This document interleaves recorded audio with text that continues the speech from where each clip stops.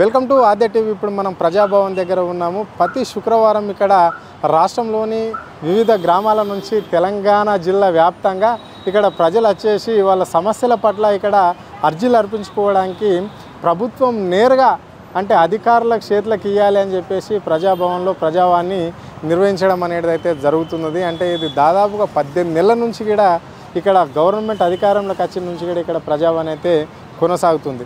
So మరి ఇక్కడికి వచ్చే ప్రజలకు ఎలాంటి వసతులు ఇక్కడ కల్పించారు, మళ్ళీ ఎలాంటి సమస్యలు ఉన్నాయి, ఈ సమస్యలకు ఎంతవరకు పరిష్కారం అవుతుందో వాళ్ళని అడిగి తెలుసుకునే ప్రయత్నం అయితే చేద్దాం. మనతో పాటు ఒక మహిళ కూడా ఉంది. మరి ఎందుకు వచ్చింది, ఎవరి నుండి వచ్చింది, ఏం చేస్తుంది అని చెప్పేసి ఆమె మాటలను అడిగి తెలుసుకునే ప్రయత్నం అయితే చేద్దాం. అమ్మ నమస్కారం. నమస్కారం సార్. బాగున్నారా? బాగున్నాం సార్. ఏం పేరమ్మా మీ పేరు? నా పేరు కాలూరి పుష్పలత సార్. మేము చేస్తారు మీరు? నేను హోంగార్డ్ చేశాను సార్. వీరబాబు అనే ఎస్ఐ మేము కండమ్ క్వార్టర్స్లో ఉన్నాం సార్. అయితే ఆయన ఖాళీ చేయమన్నారు సార్. అప్పుడు మాకు జీతము 4 నెలలకు ఒకసారి ఇచ్చేసారు.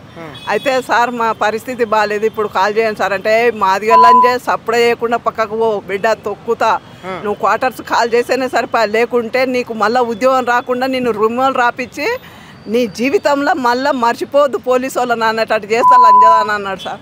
అంటే నీ కాలు మొక్తావు సార్ అంటే ఎస్ఐ సార్. ఇప్పుడు సిఐ అయ్యిండు సార్, నల్గొండ డిస్టిక్ సార్ ఆయనది. అయితే నేను చెప్పిన సార్ మేము పేదోళ్ళం సార్, మేము దళితులము, మమ్మల్ని అవమానపరిచినట్టు మాట్లాడక సార్ అంటే ఏం చేస్తే లంజదా అని పళ్ళున కొట్టిండు సార్.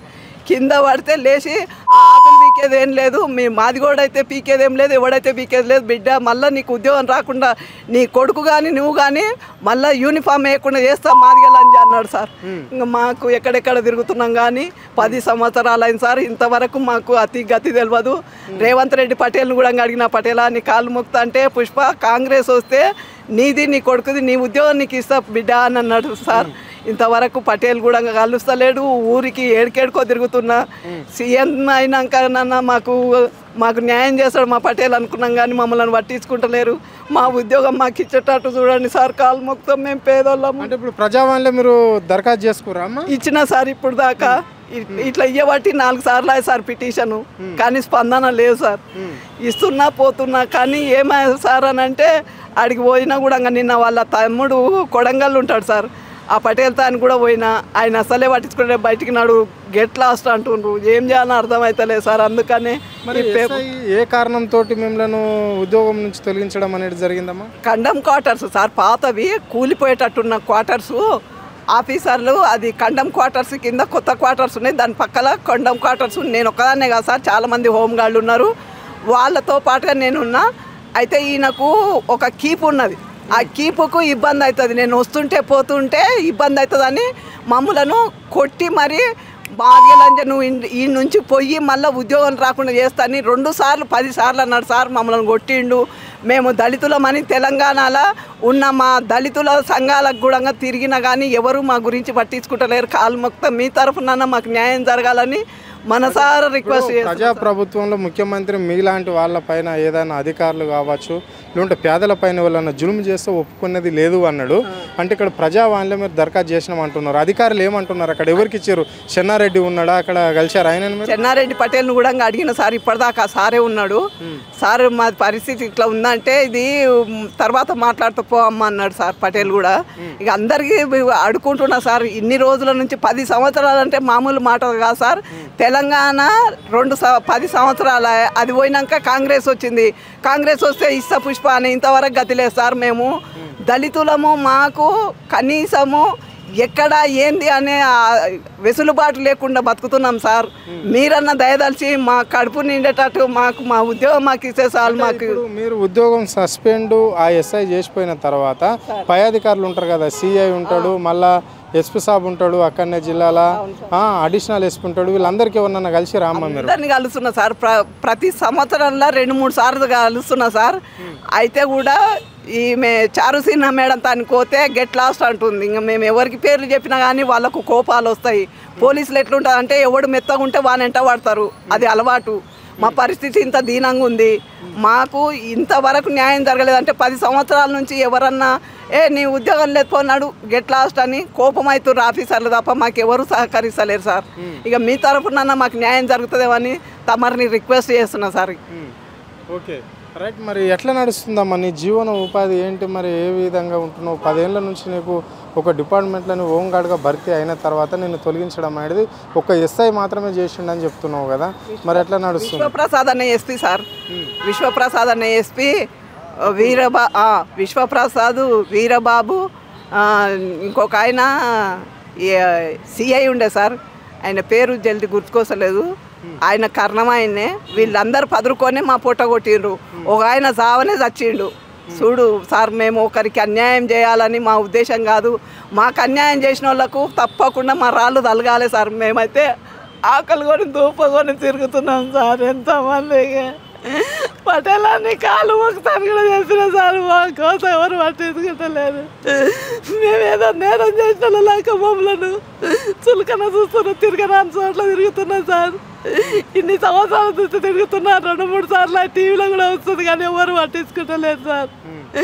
ఎవరినంటే దానికి వేస్ట్ కూడా దాని గురించి మాట్లాడకూడదని ఒక ఆమె నన్ను గలీజు మాటలు కూడా తిట్టింది సార్. చెప్పుకోకూడదు. మేము దళితులవన్నీ మమ్మల్ని చాలా చులకన చేస్తున్నారు సార్. మేము ఎవరి దగ్గరికి పోయినా కానీ చాలిపోమ్మా అంటున్నారు సార్. మీ తరఫున నాకు న్యాయం జరుగుతుందని తమరి ద్వారా వచ్చిన సార్. నేను వీరబాబు అనే ఎస్ఐ సిఐ అయ్యిండు సార్. నల్గొండ డిస్టిక్లో చేస్తుండంట. ఇప్పుడు సిఐ అయ్యిండు. ఇంకా ఆయన దానికి ఫోన్ నెంబర్ ఇస్తే కూడా ఫోన్ ఎత్తుతలేడు సార్. ఓసారి నేను పుష్పలతో వరకు కట్ చేసిండు. ఇక నా నంబర్ చూసిండు, ఎప్పుడు చేసినా కానీ ఎత్తుతలేడు సార్. ఆయన రిక్వెస్ట్ అన్న చేస్తే నన్ను వస్తుంది ఉద్యోగం అని అన్ని రకాలుగా తిరుగుతున్నాం కానీ ఎవరు పట్టించుకుంటలేరు సార్. కాలు మొత్తం మీరన్నా మాకు న్యాయం చేయండి సార్. ఓకే, రైట్ రైట్ అమ్మ. ఇది పరిస్థితి. అంటే ఈ మహిళ మాత్రం ఒక దళిత మహిళ. ఆమె ఒక హోంగార్డు పని ఆమె కల్వకుర్తిలో చేస్తుంటే ఒక ఎస్ఐ ఆమెకు ఆయన చేస్తున్న కొన్ని పనులకు ఇండివిజువల్గా కొన్ని చేస్తున్న అవుటికి మాత్రము ఆమె కొంచెం అడ్డు కట్టు ఉన్నట్లు అనిపించింది అని చెప్పేసి ఆమెను ఇక్కడ నుంచి పంపించడమే కాకుండా ఆ క్వార్టర్స్ నుంచి ఆమె ఉండే నివాసం నుంచి పంపించడమే కాకుండా ఏకంగా ఆయన చేతుల గల పరిధి కాబట్టి ఒక ఎస్ఐగా ఉండి అంటే ఆమె మీద ఏదో ఒక ఎలిగేషన్ వేసి ఆయనను ఏకంగా మేము ఉద్యోగంలో నుంచే రిమూవ్ చేసే ప్రయత్నం చేసిండు ఇక్కడ. అయితే ఇప్పటికి 10 సంవత్సరాలే నా కుటుంబ ఆధారము నాకు భర్త లేడు, నేను నా కొడుకే ఉంటాము. సో మా జీవన ఉపాధి ఇప్పుడు ఏదో పని చేసుకొని బతుకుతున్నాము. ఇది ప్రజాప్రభుత్వం అన్నాడు కాబట్టి రేవంత్ రెడ్డి సార్. అంటే రేవంత్ రెడ్డి మా గ్రామానికి అతి సమీపం దూరంలో ఉంటాడు వాళ్ళ గ్రామం కాబట్టి మేము ఆయన ముఖ్యమంత్రి కాకముందు కూడా ఆయనను కలిస్తే నీ ఉద్యోగం ఇప్పిస్తామని చెప్పిండు. కానీ ఇప్పుడు ఒక దళిత మహిళను ఒక హోంగార్డ్ను కాబట్టి నన్ను ఎవ్వరు ఇక్కడ పట్టించుకోవడం లేదు. పై అధికారుల దగ్గరికి అంటే అక్కడ ఉండే సిఐ దగ్గరికి కలిసినా మళ్ళీ అడిషనల్ ఎస్పీకి కలిసినా ఏకంగా ఎస్పీకి కూడా కలిసిన పోయి ఆయన ఎవరిని కలిసినా డీసీపీ దగ్గరికి పోయినా కానీ ఎవరు కూడా మా కేసును పరిష్కారం చేయకుండా 10 ఏళ్ళ నుంచి నన్ను దింపుతున్నారు. అందుకే ఈరోజు ప్రజాప్రభుత్వంలో ఒక దరఖాస్తు చేసుకోవడానికి ఇక్కడ నేను వచ్చినా కానీ ఇక్కడ చైర్మన్ కూడా చెన్నారెడ్డి సార్ చూసి సరే అమ్మా అని చెప్తున్నాడు కానీ ఎవరికి ఫోన్ చేసిన పాపన లేదు. నా ఉద్యోగం ఇప్పిస్తాను కూడా నాకు ఎవరు హామీ ఇవ్వడం లేదు అని చెప్పేసి కూడా ఆ మహిళ ఆవేదన వ్యక్తం చేయడం అనేది జరుగుతుంది. మీరు ఒక వీరబాబు గారు, మీరు ఏ కమ్యూనిటీ అయినా కావచ్చు, మీరు ఇప్పుడు సిఐ అయ్యారట, మీరు ఒక మహిళా హోంగార్డ్ను కులం పేరు పెట్టి తిట్టచ్చా? తిడితే ఏ విధంగా ఉంటుందో మీకు చట్టం ప్రకారం మీరు ఒక డిపార్ట్మెంట్లో పనిచేస్తున్నారు, మీరు శాంతి భద్రతలో పనిచేస్తున్నారు. ఆ చట్టం ఎట్లా ఉంటుందో మీకు తెలియదా? ఆ మహిళను అట్లా ఇబ్బంది పెట్టవలసిన అవసరం ఏమొచ్చింది? ఆ కులం పేరు పెట్టి మీరు చేయవలసిన అరాచకం మీద ఏం చేయవలసి వచ్చింది? చేసిరేమో ఉద్యోగం పీకేయవలసిన అవసరం అంతకంటే లేదు కదా. ఈరోజు ఆ కుటుంబం సొసైడ్ చేసుకోవడానికి సిద్ధంగా ఉన్నది.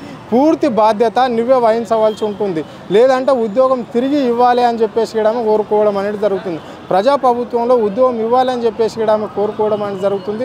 మాలాంటి పేదవాళ్ళను అంటే చిన్న స్థాయి ఉద్యోగస్తులను ఏ డిపార్ట్మెంట్లో అయినా కానీ చిన్న స్థాయి ఉద్యోగస్తులకు ఇలాంటి తిప్పలు తప్పడం లేదు అని చెప్పేసి కూడా ఆ మహిళ చెప్పడం అనేది అయితే జరిగింది. కెమెరా పర్సన్ రావుతో అరుణ్, ఆద్య టీవీ, హైదరాబాద్.